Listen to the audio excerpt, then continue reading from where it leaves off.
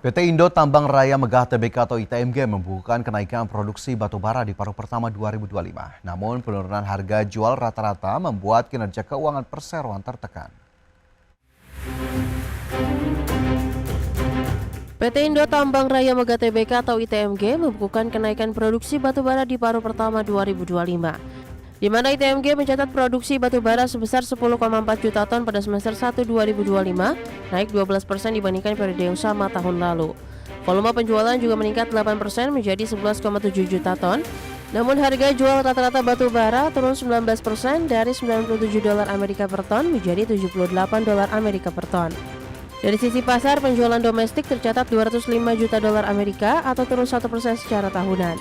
Penjualan ke China anjlok 33% menjadi $243 juta Amerika, sedangkan ekspor ke India melonjak 121% menjadi $115 juta Amerika. Manajemen menyebut penurunan harga global sebagai faktor utama melemahnya pendapatan.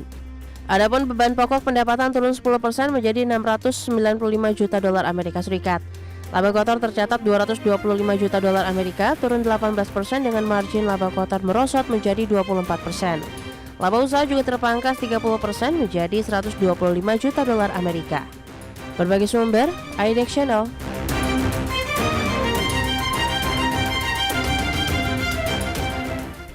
Otoritas Jasa Keuangan menegaskan pentingnya langkah mitigasi yang tepat di tengah meningkatnya kinerja lembaga pembiayaan, perusahaan modal Ventura, lembaga keuangan mikro dan lembaga jasa keuangan lainnya atau PVML.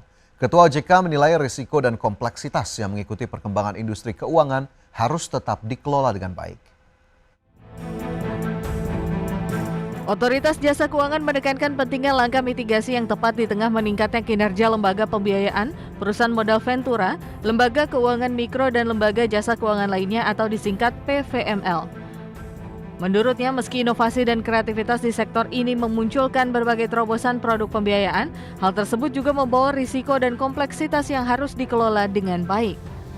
Hingga Juni 2025, OJK mencatat aset sektor PVML tumbuh 4,02% secara tahunan menjadi 1.049 triliun dengan 742 entitas pelaku industri.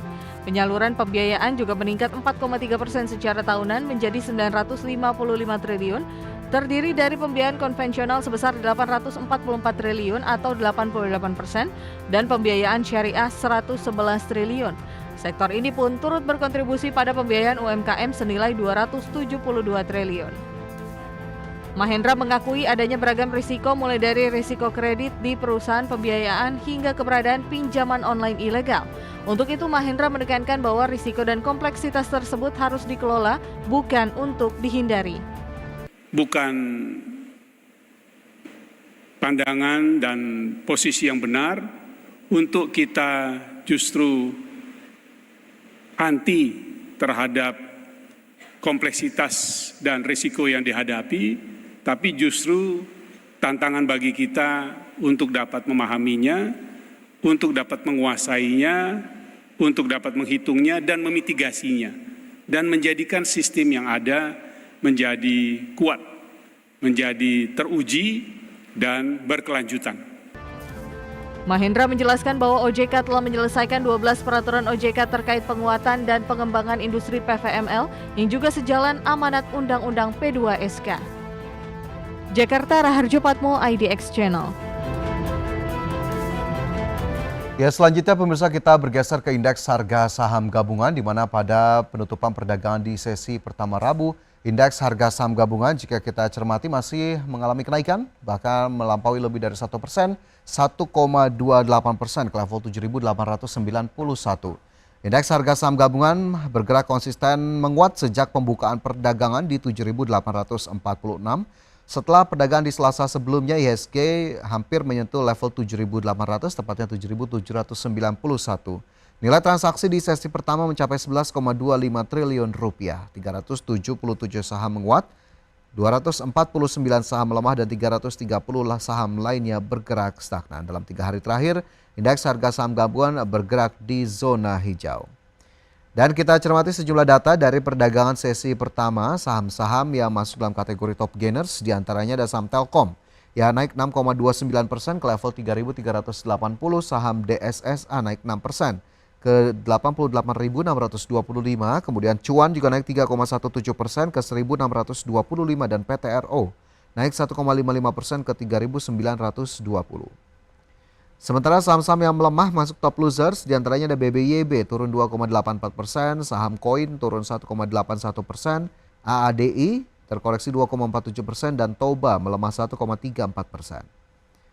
Dari sisi pergerakan sektoral, sektor teknologi kembali memimpin penguatan dengan kenaikan 5,61%, properti 2,21%, transportasi dan logistik melemah 0,32%, konsumsi primer terkoreksi 0,1%.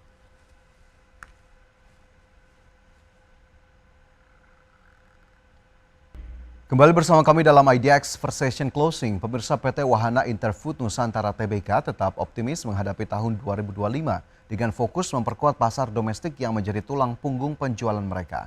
Perusahaan pengolahan kakao dan coklat ini menargetkan pertumbuhan penjualan sebesar 10% hingga 15% pada semester kedua tahun ini melalui berbagai strategi pemasaran dan ekspansi distribusi. PT Wahana Interfood Nusantara Tbk atau KOKU memperkuat penetrasi pasar domestik dengan peluas saluran distribusi modern dan tradisional, termasuk peningkatan penjualan online melalui platform digital. Selain itu, perusahaan mengembangkan varian produk baru dengan rasa inovatif seperti green tea, mangga, strawberry, dan juga produk selai hazelnut guna menarik lebih banyak konsumen serta memperluas segmen pasar.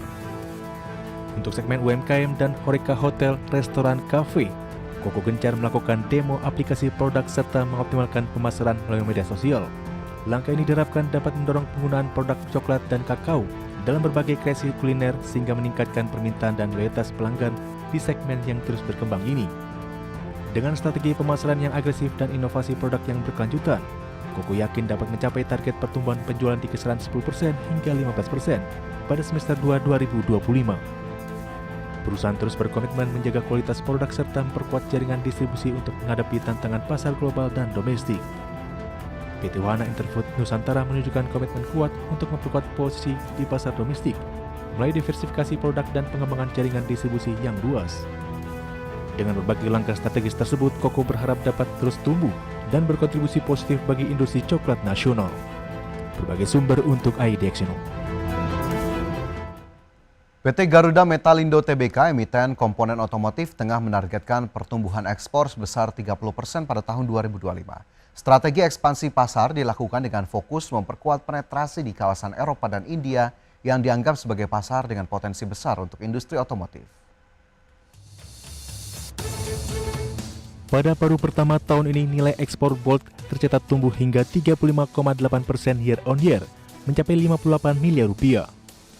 Peningkatan ini terutama didorong oleh permintaan yang kuat dari pasar Jerman dengan pertumbuhan 23,1%. Dan pasar India yang naik sebesar 30,7% secara year on year. Produk utama berupa komponen dan pengikat berkualitas tinggi menjadi andalan perusahaan dalam penetrasi pasar ekspor. Bolt terus mengembangkan jaringan pasar ekspor dan menjaga kualitas produk agar sesuai dengan standar internasional. Fokus pada peningkatan kapasitas produksi dan inovasi teknologi diharapkan dapat mendukung perusahaan dalam memenuhi permintaan yang meningkat sekaligus membuka peluang di pasar lain yang potensial. Dengan strategi agresif memperluas jangkauan pasar ekspor, PT Garuda Metalindo tetap optimis mampu mendorong pertumbuhan berkelanjutan di tahun 2025. Langkah ini diharapkan memperkuat posisi Bolt sebagai pemain utama komponen otomotif di pasar global. Berbagai sumber untuk IDX Channel.